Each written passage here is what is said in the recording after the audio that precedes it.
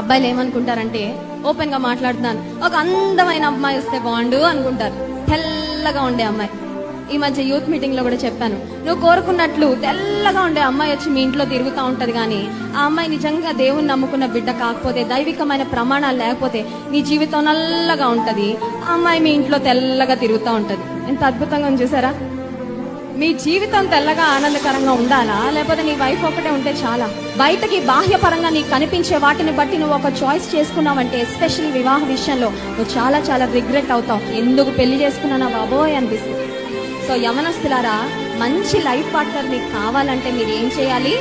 అటు ఇటు చూడటం కాదు, ఫేస్బుక్ లో ఎతకడం కాదు, వాట్సాప్ లో ఎతకడం కాదు, ఏ ఫోటోలు బాగుంటాయా, ఏ మొహాలు బాగుంటాయా, ఏ ముక్కు బాగుంటుందా, ఏ అమ్మాయి తెల్లగా ఉంటుందా, ఇలాంటివన్నీ నువ్వు వెతుక్కున్నావంటే నీకు ఒకవేళ నువ్వు కోరుకున్న అందమైన వ్యక్తి నీకు రావచ్చేమో, కానీ she might not be or he might not be the right person that God has in store for you.